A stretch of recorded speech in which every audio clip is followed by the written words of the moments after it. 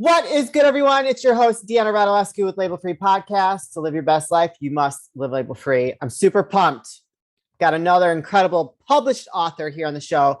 Also a U.S. Karate Team member. He's been inducted into the Martial Arts Hall of Fame. He's been on Ripley's Believe It or Not. I couldn't get that out. He's also an activist. Please welcome Mac McGregor. Mac.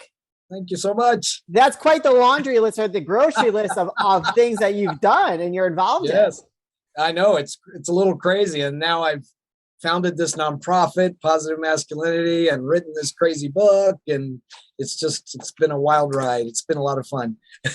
I think that our life, creating our legend is about doing multiple different things and touching areas in our life that you never thought were possible. And to keep yourself open to that is where that magic happens, So true. And the big string, that pulls me from my center, whatever you want to call it, your calling, I call it my string, is that I'm a teacher at heart. So whatever I learn, I teach. And that's one of the things. We were talking before we got on here that we both are martial artists. That's one of the things the martial arts teaches you. Yeah. You learn something, you have to then turn around and help someone else with it, learn it, right? Yes. And there's something beautiful about that, right? Because it teaches you to pass it on. Yes. Which makes it more solid in you too, because you have to go back and think about every step of how to do it. Yeah, that's so true. Well, yeah, I'm a second-degree black belt, not at your level. And I haven't really practiced in, maybe like 8 years. But I still I don't know about you as a martial artist, but when I watch action movies, I'm like, oh yeah, for sure. Because my wife tries to back away from me. I know. And just because when you've done it and you've competed and you've learned all those moves, it's ingrained in you. You're like, Yes, totally. So before we get into all the juicy stuff, like your book and your non-for-profit, what were you on Ripley's Believe It or Not for? Well, I'm one of about 28 people in the world that demonstrate something called combat ki. Many people know what the word chi is. That's the Chinese word. Chi means internal energy or life force energy. Ki is the Japanese word for the same thing. Okay. And so what my instructor did is he developed a way to, a lot of us are familiar with using chi breathing or, for health purposes and things. But he developed a way to take strikes to vital areas of the body and not get hurt. Oh, I've had a 300-pound man punch me in the throat, raise my chin and punch me as hard as he can in the throat. And I shake his hand afterwards and ask him if he'd like to buy me a drink, Yeah. And the most dangerous one we had was 4 guys punching all around the neck, even one in the spine, all at once. And, which is kind of crazy and very dangerous. Yeah. I even demonstrated this at Mayo Clinic, and the doctors, they were blown away. They told me that I blew everything they learned in medical school. I should be in all this trauma. And but it's mind, body, breath focused together. Yeah. We can do incredible things when we learn to do that. Yeah. And I think we're just beginning to scratch the surface of that. Well, yeah. What is it? Such a low percentage of the amount of our brain that we use that if we actually tapped into 50%, we'd probably be almost like superpowers beyond things that people really can believe. We limit ourselves more than I think that people realize. And it's just so how long did it take you to master that technique? Or do you ever really truly master it? It's always probably working on it. There's about 28 of us that have that title, master, combat ki master, and I'm one of those. And I'm one of the small people. A lot of the people are what I would call the no neck guys. You know what I mean? The football linebacker looking guys. Yeah. So that's one of the reasons my instructor really likes to show me is because there's all the guys hitting me are bigger than me, so there's no way I can muscle through that. Right. It has to be good technique. It took a long time. I mean, you don't start off taking really hard hits. No. You start off just, light little things and then you work up to it. And the master test is what they showed on Discovery Channel, filmed my master test. I had to go through blindfolded. Okay. And so I didn't even know where they were going to hit me or when they were going to hit me. I had to raise my arms, get kicked in the ribs, get a flying sidekick into my chest, all kinds of different areas they were hitting me. Yeah. And I had to just be able to stand, shake the hand of my instructor at the end to pass this test. That's why very few people want to sign up for that master test. Yeah. Why did you want to sign up for it? Why did you do it? Oh, well, I had the feeling, I'll be honest, when I was a little kid, yeah, part of what got me into the martial arts is my mom's second husband beat her. And I was a little kid. I was 5 years old. I was too young to do anything to protect her and help her. Oh, wow. I've never forgotten that. And I've never forgotten seeing someone in that kind of helpless situation. And I've then spent my entire life empowering other people, teaching them self-defense, teaching them how to take care of themselves. And, I thought when I saw this combat key, I thought, wow, wouldn't it be just healing and empowering to let the biggest guy in the room be able to hit me and not let it, and it doesn't faze me. Yeah. Wow. That's amazing. So that's why I did it. Well, thank you for sharing that. So we have some similarities there. My father was very abusive towards my mom, and I've spent a majority of my life just like really much in protective mode. And that's why I started martial arts and used to pick fights with people. And now I'm in a much better place, obviously, but I can relate to that feeling. So yeah, I can relate. So talk to us about this book. I love the name of it, Positive Masculinity Now. Yeah. You want to pull it, show it? Yeah, I'll show the book. There it is. Yeah. This is an author's copy. That's why it has that gray streak across of it. Okay. So authors get early copies so we can go through and mark anything up, making changes we want, before it goes live. Yeah. Well, I got this download from the universe about 4 years ago when we were in the height of the Me Too movement, and there was a lot of talk about toxic masculinity. And I was listening to this, and I have 6 nieces. I have 2 granddaughters. I have a lot of women in my life that I love and adore. And so I was really paying attention to what they were saying. And I thought, why aren't men being a part of this conversation? And why aren't men talking about how the patriarchy and toxic masculinity has also harmed us? Yeah. And limited us, put us in these little boxes, and caused a lot of damage, right? Yeah. And so I thought, why don't we start this conversation? We need to be a part of it and a part of creating something healthier for all of us to move forward. I love that. So I called a good buddy of mine, and I said, because I knew he had experience with toxic masculinity, because he was, I would say, a Kinsey scale 6 gay guy. Okay. Very gay, that's very gay for those of you who don't know the Kinsey scale. Yeah. And super amazing, smart, wonderful guy. Yeah.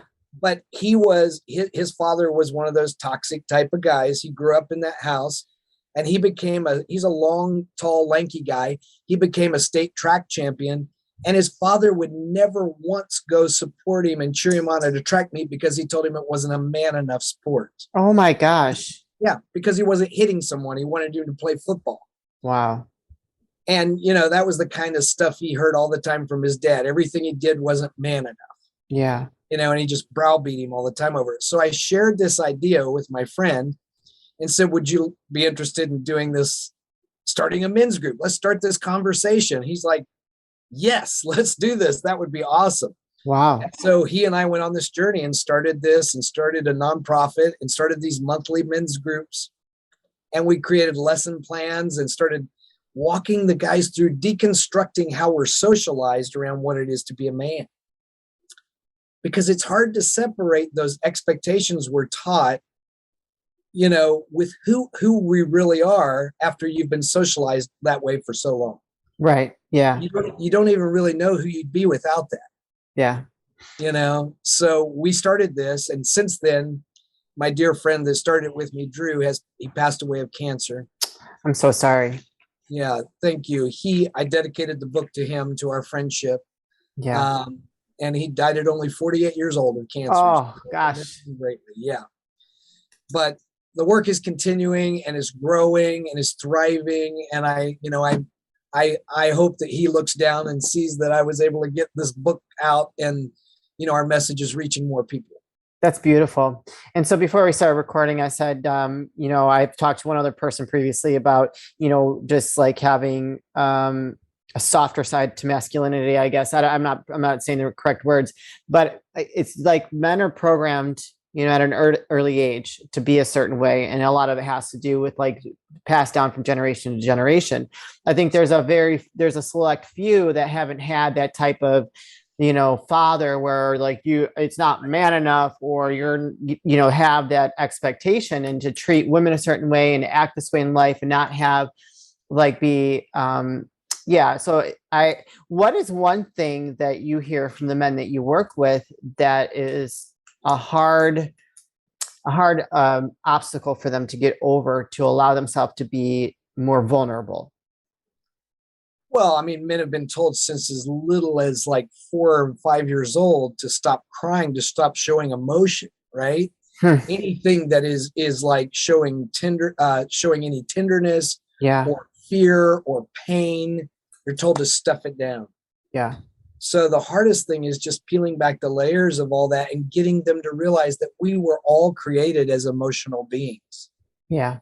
And when we constantly try to stuff that stuff down, it's going to come out in one way or another, unfortunately. And we see, with the amount of violence we see in our country, mostly 99 point something % of it by young men, because they don't know what to do with all that. When you stuff it down, it's going to come up.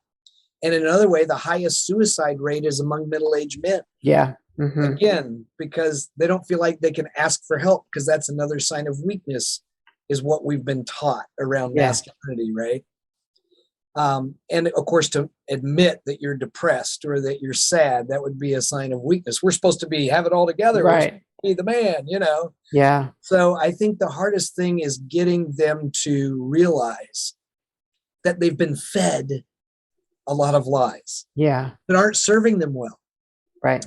But once they see it, they're like, oh my God, once you give them a safe space, a safe, supportive space to open up and talk about it, it is just amazing what happens. And that's what we do. We create a safe, supportive container where guys can talk about these things. And when one guy opens up, it helps another guy open up, right? And it just starts this, and then, boy, it's amazing what comes out. I love it. I think you're doing great work. And I think it's very important for men to understand that being vulnerable is, it makes you stronger. I feel like for me, myself, like I grew up in such an abusive home. Like I was never vulnerable. It's always tough. Like I'm strong, and as I've gotten older and I've healed from all that past trauma and I've worked on myself, like being vulnerable actually is a strength and it's not a weakness. And it allows me to connect on levels, connect with, family, friends, my partner on levels that I never thought were possible. That's so true. And, the amazing Brene Brown talks about that a lot. She's the vulnerability guru, right? And we've actually talked about her a lot in our group and her work. Yeah. One of the things, that I tell them is, look, I'm a badass fighter, right? I've stood in front of big, really tough people in competition over the years and on the U.S. karate team. And it takes more chutzpah to embrace vulnerability than it does to get in the ring. It's scary. It's very scary. It's easy to be tough and have this freaking like wall up. It's hard to allow yourself to really be in touch with your emotions and to communicate that in a constructive way. And hopefully someone will accept you and try to show you some understanding and compassion. I think we're all scared, men and women, of not being accepted if we tell our truth, right? Right. Whatever that looks like for someone. And at the end of the day, who cares? Yeah, right. Screw you. If you don't, if you're not going to accept my truth, all right, bye. See ya. Well, that's true. And one of the things, though, I teach the guys to do that I think is important to have as a part of that discussion is about discernment. Yeah. And that's about, when I said we create a safe space and container for them to be supported in this, to open up, to be vulnerable, there's not every place you go and not every room you're in is going to be a safe, supportive container for you to pour your heart out. Right. Right. Yes. Yeah. And I do think we have to have discernment as to where that is safe and where it isn't. Yeah, that's very true. Right. You're not going to go into like the supermarket and start saying, oh my gosh, blah, blah, blah, to some stranger. Although I ran into some strangers, people on the street that started telling me their whole life story. I'm like, wow, I must look very inviting right now. That happens to me all the time. It's because when you actually make eye contact with people, I think so many don't. Yeah. And when you actually see people, some of them just open up. Yeah, that's so true. It's sad though that so many people are missing that connection with others, And so that's what it's all about. We really, at the end of the day, all truly want to feel connected and understood and just, all that good stuff. One of the chapters I wrote in the book and one of the workshops I teach and I work with our guys in is about having healthy masculine friendships. This is something that we as masculine people can learn from women. Women are so much better at really sharing what's going on inside with their close friends. Yeah. And guys, a lot of times only talk about work and sports with their buddies, Yeah. And they do the shoulder to shoulder talk. So they don't even actually look at each other because, that's scary, Yeah, that's true. Yeah. So I work with them on how to have real healthy, intimate friendships where you can actually share. You'd be amazed at how many guys that I've talked to that said they had a lifelong friend. Some of them had a friend since like they were in elementary school together and now they're, in their 40s or 50s. Right. And their friend had like a parent pass away and they're totally at a loss of how to comfort their friend or how to be there for their friend. Oh, wow. Even though they've been friends since they were little kids, they're uncomfortable with how to, comfort them or just to be there for them. Yeah. And it's because we've been taught, well, if you, put your arms around your buddy, even though you've been friends at school, you may be gay or something. It's this whole crazy, it's ridiculous. And what that does is it puts a big wedge between men's friendships. Yeah. Where women don't worry about that craziness. They don't, and it, it's something we can learn from women. Yeah, I would agree. Well, we're getting close on time here. Where can people find you, reach out to you, connect with you, and learn more about everything that you're doing? positivemasculinitynow.org. And we have, all of our information about coming. Our meetings are virtual since the pandemic. We went virtual. Now we have, and we're staying that way because now we have guys joining us from all over the place. Yeah. So that's really beautiful. It is. And the book is on Amazon. You can find it in Kindle or print. It's amazing. One of the things I was going to mention to you is this quote from the book that I think is really interesting. Okay. We're talking about softening. I said, rigidity is nothing to celebrate. The ability to stay soft and agile with all of the adversity that we all face is rare. Yeah. Soft. As athletes, one of the things I talk about is the importance of agility as an athlete. Because, if you're rigid, that's when you get hurt. Yeah. Yeah. When you're agile, if something twists or does the wrong way, you can bounce with it. You can move with it, right? Yeah. But when you're rigid, things will tear as an athlete. You know what I'm talking about? Yes, I do. Injured, right? Yes. And the same thing happens to us emotionally. Yeah. If we're rigid emotionally, right, we're going to get friction. We're going to get hurt. If we're flexible, emotional agility is just as important as physical agility. I would agree. Oh, that was good. Was that your last words of advice and wisdom? Yes. Or that was? Stay soft. Be agile. Yes, be agile. One of the things I teach is also how there's not one way to be masculine or feminine. I call it masculinities. Yeah. There are many ways. I mean, we can look at, the Hulk and we can look at Fred Rogers. Those are very two different types of masculinity, right? Yeah. Yeah. Very true. Yeah. But they're all masculinity. Yeah. And it's just like the same thing with women. We have the many different ways to be women. There's no, not one size fits all. It's okay to be any way that you want to be, as long as you're willing to open yourself up and grow and be a better version of yourself every single day. That's what it's all about, right? Every day, just becoming a better version of ourselves. Yes. Well, Mac, this has been a great conversation. I could keep talking to you forever, but Yes. we are close on time. So we'll have to have you back, maybe next, Sure. if you have another event or another book, something, Sure. come back, update the audience, and we'll continue the conversation. Thank you for all the work that you do. Thank you. It's been a pleasure. All right, you guys, this is your host, Deanna Radulescu with Label Free Podcast. To live your best life, you must live label free. Don't forget to subscribe, follow, rate, review, share, comment, all those good things. And I'll be back soon with more dynamic guests.